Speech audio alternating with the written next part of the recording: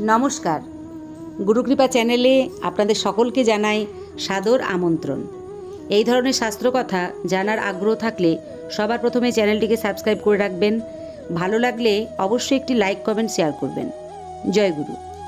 যারা যারা কার্তিক ব্রত বা দামোদর মাস বা নিয়ম সেবার মাস পালন করতে চান, তারা যেভাবে পালন করবেন, আশ্বিন মাসের শুক্লপক্ষের একাদশী থেকে কার্তিক মাসের শুক্লপক্ষের একাদশী পর্যন্ত এই ব্রত পালনের সঠিক সময়।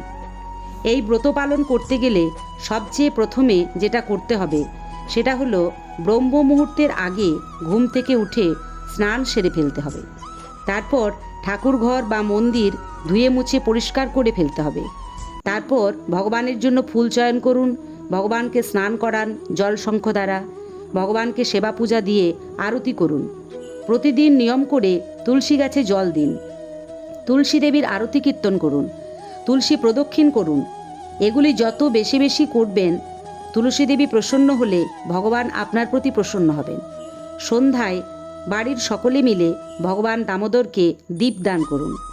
আর যত বেশি বেশি সম্ভব হরিনাম জপ, ভাগবত গীতা অধ্যয়ন, ভক্তসঙ্গ, সাধুসঙ্গ এগুলি করুন। এবার আসি আমাদের কার্তিক মাসে কিভাবে আহার করা উচিত সেই কথায়। আসলে প্রকৃত ভক্তরা বা সাধুগুরু মহারাজরা এই নিয়ম সেবার মাসে শুধুমাত্র সারাদিনে একবার ফলাহার করে থাকেন।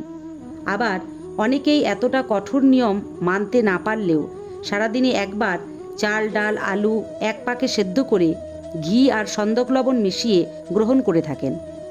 কিন্তু আমরা যারা সাধারণ এবং সংসারী মানুষ, যাদের সারাদিনে অনেক পরিশ্রম করতে হয়, তাদের পক্ষে এর কোনোটাই সম্ভব নয়। তারা যেভাবে এই কার্তিক মাস পালন করবেন, প্রথমেই মনে রাখতে হবে সম্পূর্ণ নিরামিষ। নিরামিষের মধ্যে আবার যেগুলি অবশ্যই মানতে হবে, কারণ সেগুলি শাস্ত্রে সম্পূর্ণ নিষিদ্ধ, সেগুলি গ্রহণ করলে আমাদের পাপ হবে। এখন সেগুলির নাম আমি বলছি।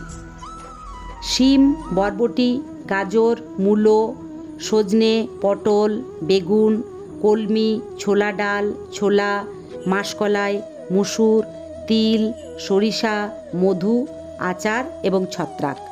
তাহলে অতি সাধারণ নিয়ম মেনেও আপনারা সকলে এই দামোদর মাস পালন করুন এবং অন্যকেও উৎসাহিত করুন পালন করবার জন্য, এবং ভগবানকে সন্তুষ্ট করে আপনারা অনেক অনেক পুণ্য লাভ করুন।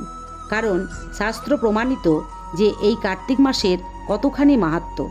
এই কার্তিক মাস ব্রত পালন করেই সত্যভামা দেবী ভগবান শ্রীকৃষ্ণকে পতিরূপে পেয়েছিলেন। জয় গুরু।